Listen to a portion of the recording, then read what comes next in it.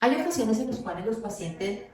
bruxan de manera crónica y muy fuerte y la placa relajante no es suficiente para lograr paliar o evitar o disminuir la lesión que puede generar este bruxismo, por lo cual recurrimos a realizar un tratamiento adicional que es la colocación de toxina botulínica a nivel de los músculos masticatorios, a nivel del músculo temporal y a nivel del músculo macetero. Entonces se colocan 3 punticos en cada músculo al lado y lado, haciendo que se genere una parálisis o una disminución en la contracción muscular en el momento en que el paciente está usando. Entonces el paciente va a sentir muchísimo alivio.